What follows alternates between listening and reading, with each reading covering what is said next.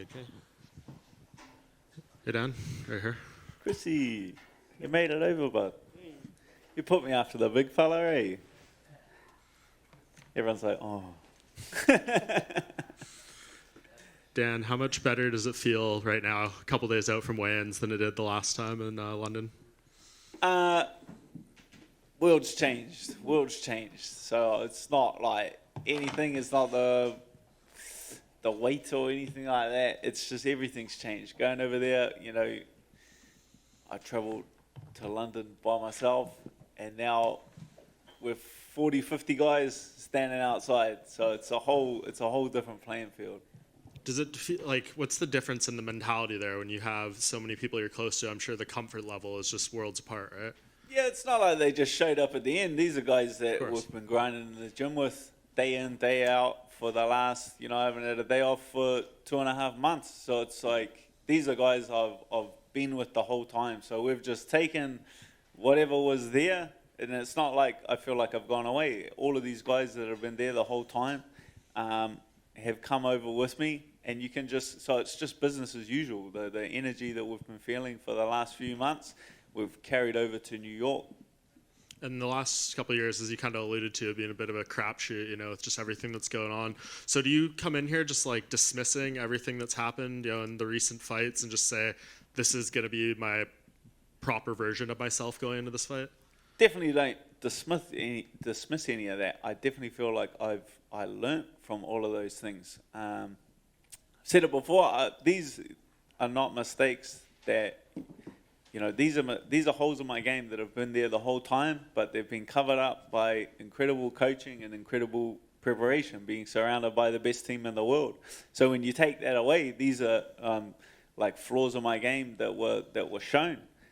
So now to have processed those kind of things, fixed those holes, improved myself as a fighter and a martial artist, and then to reintroduce incredible coaching, to reintroduce phenomenal preparation back into it, and I feel so much better as a fighter because of those challenging circumstances. Do you feel like the matchup with Claudio is kind of a good test to see how far you've come as far as some of those holes that you feel like have been fixed a bit? 1,000%. I feel like this is the perfect fight. This is the right fight. After a couple of losses, questions start to get asked by people. Does he belong here? Does he belong there? So I'm happy to answer them. This is a young, hungry kid on a good streak, a lot of finishes. This is a good test to prove where I belong in the division, to prove that, I stand my ground. These are the guys I should be competing against. So I'm more than happy to take on Claudio. And last thing from me, when you fight like a leg lock guy, knee bar guy, kind of like him, who's got a bit of a specialty in that regard, how do you kind of go through the steps of those positions? Because we know with submissions like that, it's the snap of a fingers from you may feel you're okay to your knee's gone or something like that. So how do you kind of navigate that, and how you work through those positions if it happens to get there? Yeah, that all comes down to preparation. That all comes down to the training and preparing for those things. Those are positions that I've obviously run through in the gym a few times and repeatedly. So yeah, I'm more than happy with how preparation went, and I'm more than comfortable regardless of where the fight goes. Dan, over here. Claudio was in here earlier, and he said that given that he's had all the success with the knee bars recently, that this is the point in his career that he might have to change some stuff up because now people are expecting it and they'll look for it. So have you prepared for maybe him coming out differently in this fight at all, knowing that he knows that what's coming? It's like a weird talk. He knows that you know that I know that we know. It's yeah. Of course, I'm not going to think that he only has that. He's looking better and better on the feet. He's a well-rounded fighter, and you reach a certain level where you have to show the depth in your game. You can't just everyone's a killer on the come up. That's just a fact. But once you get to that top 5, top 10, that's where the difficulty lies, and staying consistently at that level for a longer period of time. That's where you need that depth and experience within your game. And Brad's also fighting someone that's a high-level grappler too. Did you do anything specifically together in camp to prepare? Because you're like Izzy's fighting a striker, you guys are fighting grapplers essentially. I would say, you know, Claudio and Moicano. Brad's opponent are two very different styles of fighter. So, yeah, we've got, like, that's the beauty of being from our gym, that we've got, you know, hundreds of people to choose from, that we can, you know, my coaches can select the right people for the right thing. So it's not like, definitely been pushing hard with Brad in the gym every single day, but it's not, different opponents. And finally, I've been asking all the fighters at Media Day, this might be Frankie Edgar's last fight in his MMA career. So were you a fan of Frankie coming up, and did you have any favorite memories of Frankie Edgar? Yeah, big fan of Frankie. I feel like, I feel it's a special moment to be a part of, that we get to witness his final fight in, New York, close to home for him. Dan, after a training camp like this, do you think to yourself, man, I've reached the pinnacle of what I can be. This training camp was so hard, I got through it, I'm here. Or do you go through a camp like this and think, well, if I can do it this time, I can improve on it, and I can see there's still room for growth even though I'm operating at such a high level? Oh, you always need that room for growth. The second that you reach a position that you say to yourself that this is it, this is as good as I'm getting, that's only leads to decline. That's a constant mentality. No matter who you are, you need to strive. And it's what our coaches demand from us. They don't strive a good performance. They don't strive a great performance. They demand a perfect performance. That's the only thing that's going to make them happy. So that goal of perfection needs to constantly be there. Obviously, this camp has been what it is, and you guys are in the environment you're in. Is it like only now can you truly appreciate how crazy hard you had it the past 12 months or whatever during the pandemic, and how hard it was for you to train with the cops and everything? Yeah. That's pretty much how it went down. Yeah. I think we all took it for granted. Everyone in the world took how we were living for granted. And especially me, I thought the gym would always be there. I thought, you know, my coaches would always be there. I thought my training partners would always be there. And then to have those restrictions in place that take them away makes you truly appreciate how important and how integral those people are to my success. So that's why I've just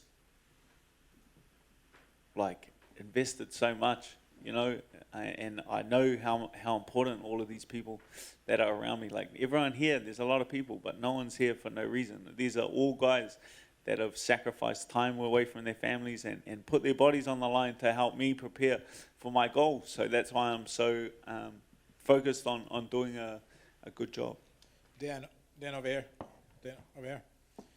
This card is absolutely loaded from the first fight of the night all the way to the main event. You're opening up the main card, the pay-per-view card. What does that say, how the UFC views you? Yeah, like the UFC's consistently given me exciting fights throughout my whole career. From my debut till now, I've consistently got great fights and exciting matchups, and that's just, I bring exciting fights to the table. You just talked about all the crew here, the team. Right before you, Brad Riddell's fighting. How hard is it for you to, prepare yourself, get ready for your fight, while also kind of root on your teammate? Yeah, I'm experienced enough that I can kind of put that in a box. I can, take that away. Regardless of his success, I'll be able to stay focused. I know he's going to do incredibly well, but I can, it's the benefit of doing this for so long that you can stay quite emotionally cold and laser focused on your own mission. You recently fought Arnold Allen. He's rising up the rankings, possibly next for a title shot. Your teammate is the champion, Alex Volkanovski, in that division. How do you feel about a matchup between those two? Yeah, that's a good fighter. I feel like Volk's next fight will be the Makhachev fight, but once that kind of picture gets sorted out, that's another top contender. Like these guys need to, put on impressive performances and get the chance of more fights. Dan, just over here to your right, back in 2014 when you debuted, I think only James Tahuna and Mark Hunt were doing things in the UFC from New Zealand. Dylan Andrews. Oh, Dylan Andrews Shout as out. well. There you go. Now, 4 guys fighting at Madison Square Garden. Do you ever get a chance to reflect on just how far the sport's come down our way during your career? Yeah, that's something that's very special. That's a special thing to see how far the sport has come, and and I appreciate it as a fan. You know, when I first started following the sport, there was no one, you know, from New Zealand competing in the UFC. So when I first started seeing James DeHuna got a UFC contract, Mark Hunt got a UFC contract, that kind of flicked the switch on me that, oh man, it is possible. So that's when I started, you know, and then to get the UFC brought home to New Zealand, that's why I nagged so much to be a part of that card, because I wanted to, represent New Zealand inside that octagon. Now you got, 40 guys out here staying out at a mansion in New Jersey. Just did you ever think it would get to this position where you've got so many? Yeah, guys? the boys are getting pretty spoiled. If I'm being honest, we had the other day, we were at the gym training, and then a message came through that like there was going to be a celebrity. There's going to be a celebrity back home. So then the whispers start going around. The boys start buzzing. We're going, who's it going to be? Who's it coming? Oh, I think it's going to be Drake. I think Drake's going to come. Oh, no, I think it's going to be 50 Cent. I think 50 Cent. One of the boys reckons, The Rock's going to come cook us pancakes. I reckon it's going to be The Rock cook us pancakes. Mariah Carey's coming. Like, the boys are getting steamed up. Anyway, they go, you guys hang back, and then like Israel will come in and meet the celebrity, and you guys will stay back. We get there, the boys go rolling in. Frankie gets to the front and goes, "Where's the celebrity?" We look, and there's that bloke standing there with the picture. I saw the Instagram going up, and he I can't remember his name. He did like the art. I walk in behind him and go, "It's just a picture." I was like, where is it? But I was thinking, later that night, I was thinking, how spoiled are the boys that we thought The Rock was going to come in and cook us breakfast. That's how sport we are, you know. We're doing well. We're doing well. Mansion life's good. Hey Dan, over here. Just to piggyback on that, how big is teamwork in this camp? Over here. Yeah. I was searching. Nice jacket, by the way, man. Looks toasty. So I'm going hunting. Yeah. So how big is teamwork? Because, you know, your last fight, you kind of went on, not on your own, but you talked and said you were doing your own thing, kind of going against the advice of your coaches.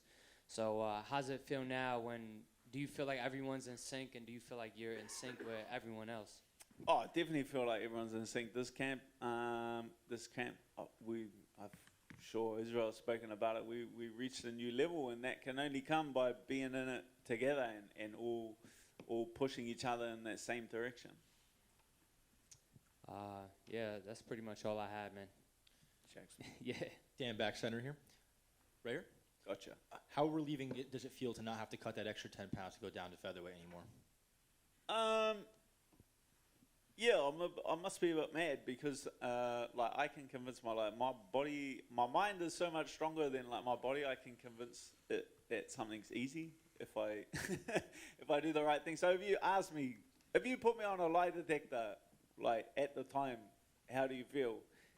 I will tell you I feel the best in the world. You know what I mean? When it comes this close to the fight, it's such a mental game, and you need that such strong mental fortitude that you can just blindly have it. So this close to a fight, I could be walking down the street and get hit by a car and break my arm. I'm still gonna tell you that I feel incredible, but I actually do feel incredible this time.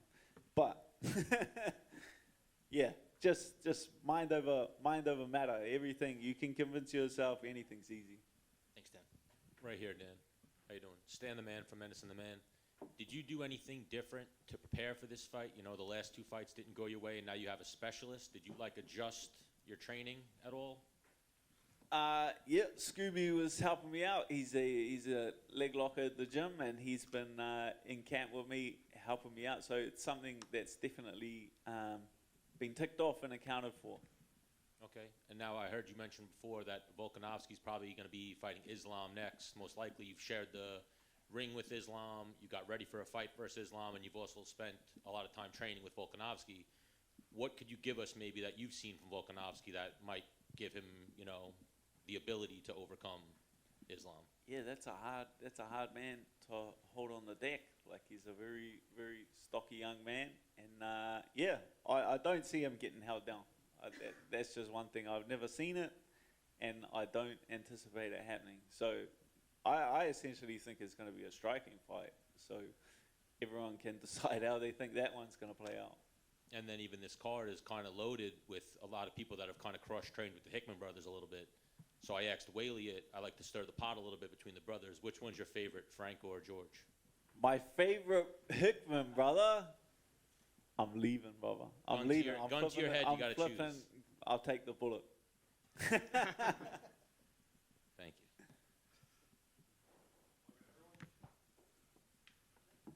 Beauty, thanks.